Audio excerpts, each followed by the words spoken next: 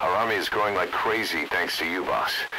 In fact, it's getting downright crowded around here. To bring a greater number of people on board, we'll need to expand our facilities. To that end, I've created a base development unit. It has two roles, material refinement and platform construction. I'll start with the material refinement part. The base development unit procures material resources on a regular basis according to its level. The materials are stored in containers and placed on the deck of Mother Base. Once they're finished being processed, they can finally be put to use. By using these materials to build new platforms, we'll be able to add a greater number of staff to our ranks. We don't need any specific instructions from you to refine the materials, but I want you to be the one to decide how we construct platforms. Once we have sufficient GMP and the required material resources, you can issue construction orders from your iDroid.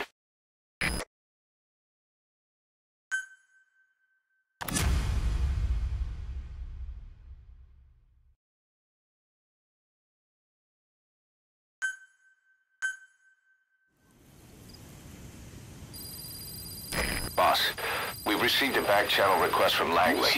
We find a piece of new American military hardware that's gone missing in the mountains of Afghanistan. It's a difficult mission, but I'd say you're back in top form by now. Check your iDroid for the details.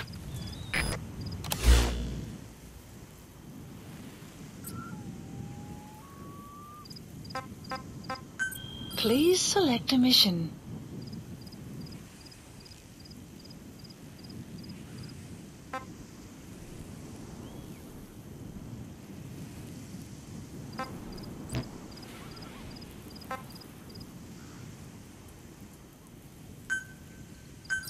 Please select a landing. Support helicopter Roger. Requested.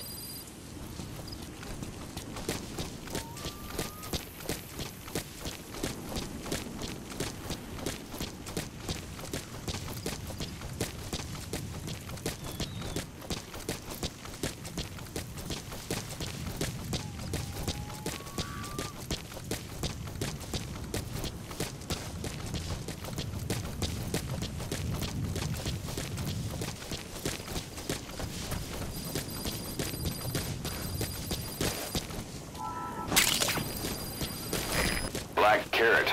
It's something of an ancestor to the domestic carrot. It's also a favorite of wild animals.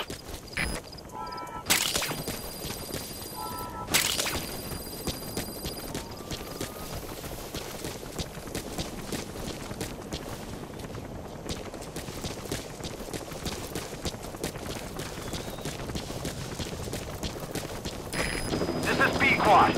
Arriving shortly at LZ.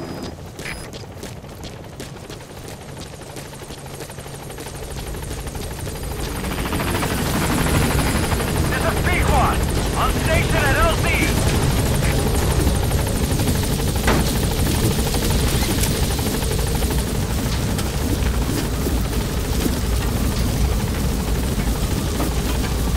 Gaining altitude.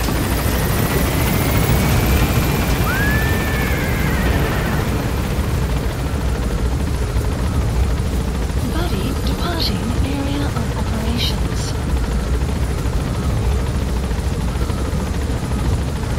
Departing.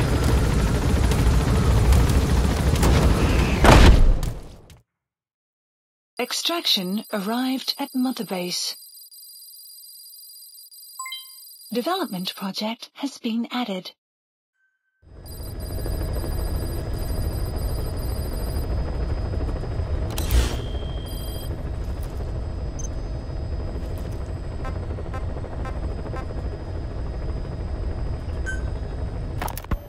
This war.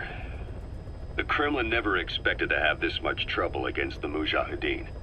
Afghanistan is a tribal society. Tradition demands that its people stand up to any outsiders who set foot on their land. With the honor of their people at stake, they have everything to fight for. No matter how hard the Soviets hit them, they continue to appear out of nowhere, striking back, then vanishing again. But there's one thing even the Mujahideen fear. Every last one of them. The Soviet gunships.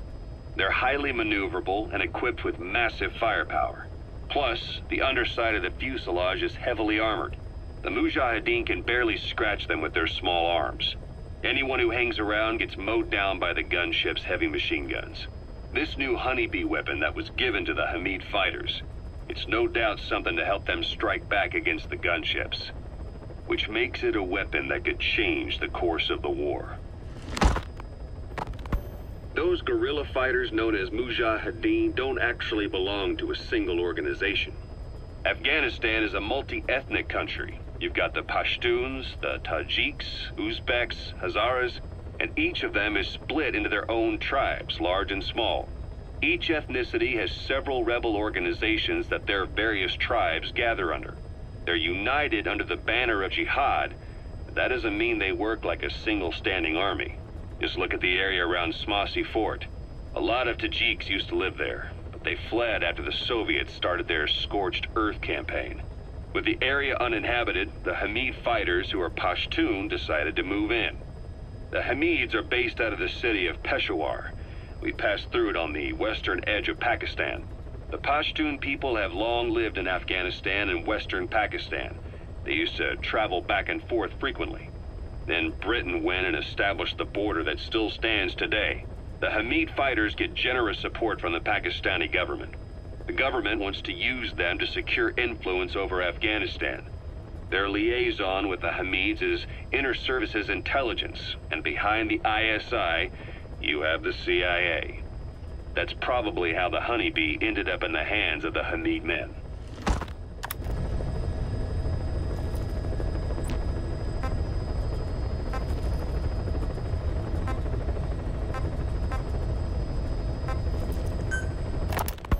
Ocelot said the number of private forces is increasing, and they've modeled themselves after us.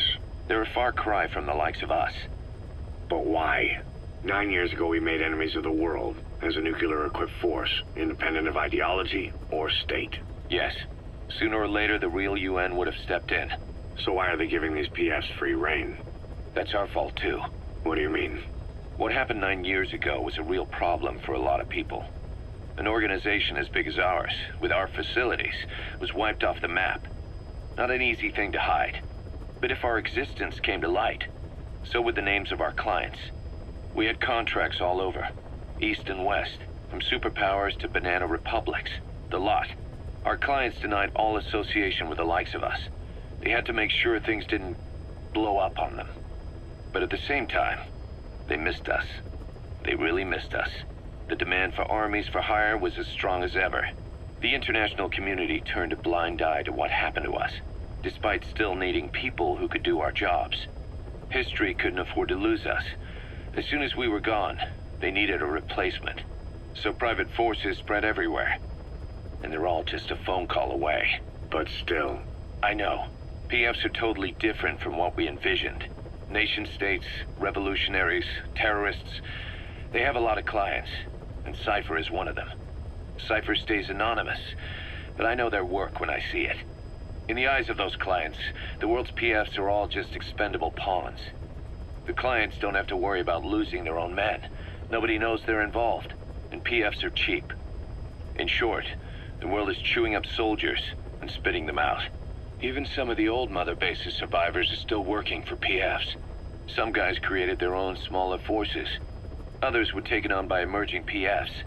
Everybody's gone their separate ways.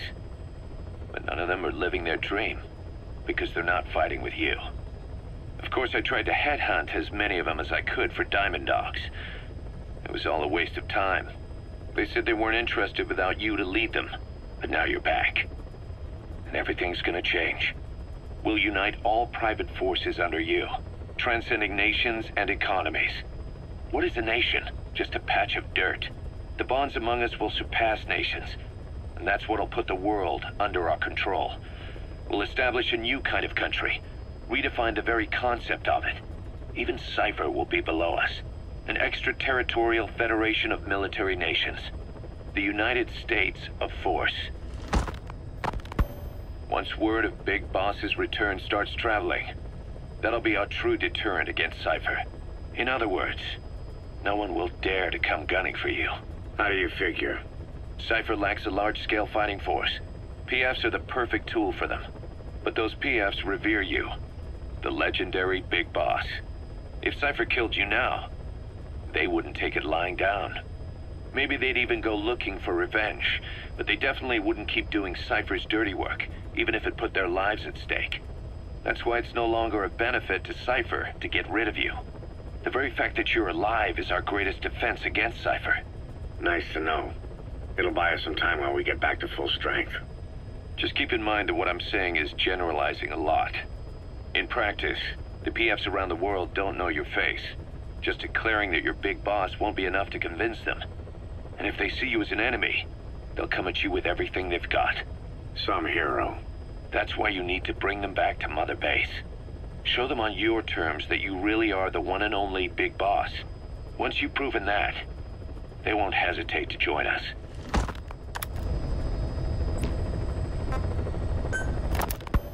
Snake, do you remember Amanda? Yeah, I do. Their revolution was a success. Somoza resigned, and Nicaragua has a new government. Amanda's really working hard for her country to be reborn. Good for them. She says she wishes Chico could be there. That revolution was the dream. For Amanda, for Chico, and their father. That chopper was no place for Chico to die. I'd like to at least think history will remember his part in the revolution. When you pick up a gun, there's always a chance you'll die for nothing. He knew that as well as the rest.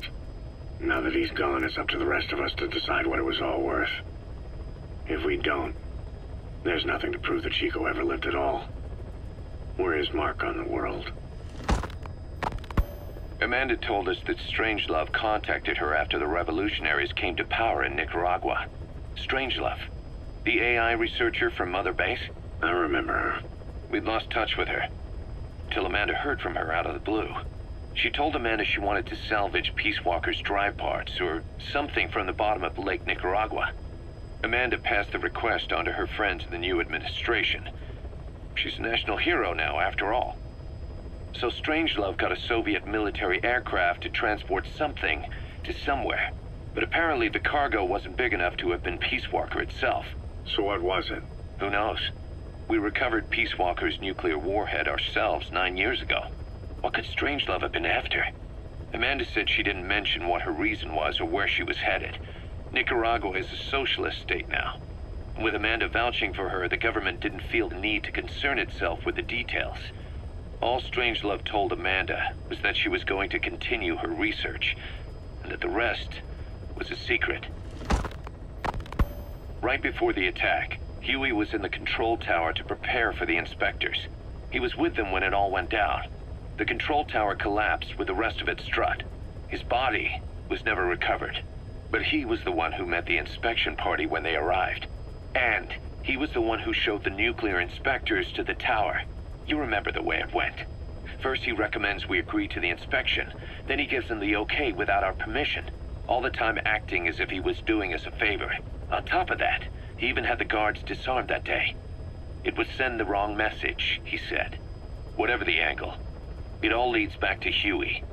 I curse my own stupidity for not realizing sooner. Huey escaped with that unit by chopper. I've been hunting him for 9 long years. The other reason I was operating around Afghanistan was to dig up his location. Huey's in Afghanistan? Yes, and I have a good idea where. Now we just wait for the right moment. This time, we'll be the ones using him. He's going to tell us who our guests really were that used a fake nuclear inspection to blast our home into the ocean.